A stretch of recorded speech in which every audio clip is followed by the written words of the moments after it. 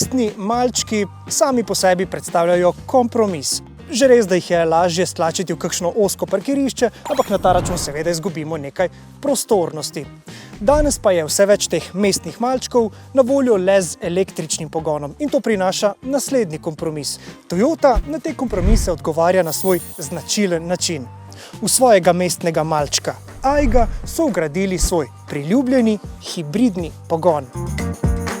Preverimo torej, kako se obnese v praksi na ulicah in cestah Toskane. Še preden pa to storimo, pa kratek opomnik, naročite se na naš YouTube kanal, da boste ostali na tekočem z našimi vsebinami tudi pozimi.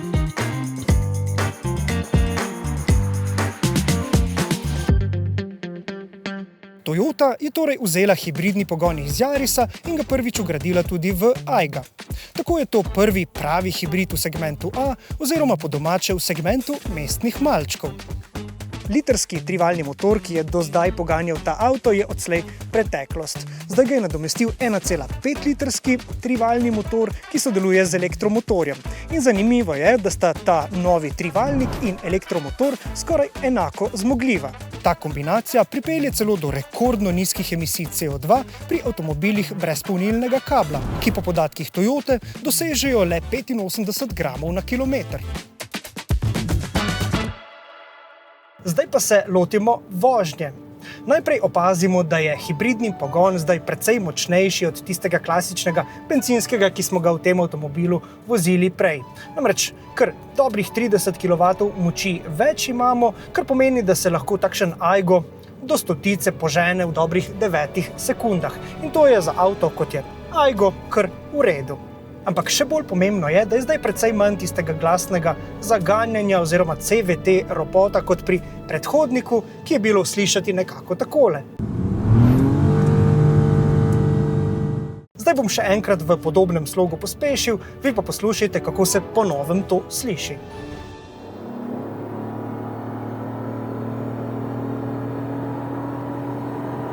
Recept za bolj uglajeno delovanje je seveda elektromotor, ki bencinskemu pomaga takrat, ko od njega zahtevamo več moči in kot rečeno, ta elektromotor je skoraj enako močan kot bencinski. In zato nikakor v tem avtomobilu po novem nimam občutka, da bi se pogon kaj dosti naprezal. In še ena stvar je pri tej zvočni izkušnji zelo pomembna. Pri manj hrupa v potniški kabini ne pomaga le električni pogon, ampak tudi izboljšana zvočna izolacija. We put extra underbody covers or small items like the density of these kind of panels that isolate the cabin from the engine. The part is the same, but we increase the density to improve the isolation for driver and passenger. Pri vožnji mi je res všeč ta Toyotina predvidljivost oziroma enostavnost za vožnjo. Vse v resnici avto ni nič kaj tako zelo posebnega, ampak ko se usedemo v Toyoto, je res občutek pri vožnji tako zelo domač in enostaven. In v resnici razumem, zakaj je v Italiji ta avto tako zelo priljubljen. To je namreč prav glavni trg za ta avto, ker petina Aygov se proda tukaj. Namreč italijanske ulice so s svojimi ožinami in pa gostim prometom kot nalašč za takšnega mestnega malčka. Sploh, če ima takšen mestni malček zelo nezahteven in prijeten pogon. Aygo X je torej še zadnja Toyota v Evropi, ki je dobila hibridni pogon. No in kar se tiče Evrope, so zdaj Toyotini vodilni možje očitno ugotovili, da poleg njihovih hibridov Evropejci naravnost obožujemo tudi njihove športne avtomobile, tiste z oznako GR. Tudi v Sloveniji že imamo prve klube GR privržencev in z njimi smo se družili na Racelandu v Krškem. Na koncu videa vam ponudim povezavo, kjer si te športne Toyote lahko ogledate v akciji. Pa tudi skupaj z nami in slovensko rally legendo Andrejem Jerebom poiščete idealno linijo. In tako je tudi Aygo dobil svoj športni GR paket, ki ga označuje ta posebna oznaka tukaj spodaj. No, njegov hibridni pogon je sicer popolnoma enak, je pa tukaj nekaj športnih kozmetičnih dodatkov, naprimer takšen črn pokrov motorja, no kar pa je še pomembnejše pa je to, da je njegovo podvozje nekoliko trše nastavljeno, njegovo krmiljenje pa je še nekoliko bolj odzivno. Torej, ali je Aygo s tem GR paketom zabaven za vožnjo? Da, je zabaven. pa čeprav je ta novi hibridni sklop dodal več kot 100 kg mase. Ampak dodal jo je tukaj v dno vozila, kar je Aigu znižalo težišče, s tem pa smo nekako prišli do enega najbolj vozniških malčkov ta hip. The positive part is due to the extra mass on the engine, but especially the batteries being so low on the vehicle, the center of gravity is a little bit lower than before, by 4 centimeters. This is already helping in terms of stability to feel the vehicle more grounded, let's say, how to avoid all this heavy feeling. We changed, honestly, most of the chassis structure. So we changed the steering, we changed suspension, we changed wheels, we changed a little bit everything in order to make it still as agile as it was before. So 140 kilos make such a big difference. The previous vehicle we were below 1,000, so we're talking a 15% increase. So of course, if it's a very heavy vehicle, maybe it's not so much.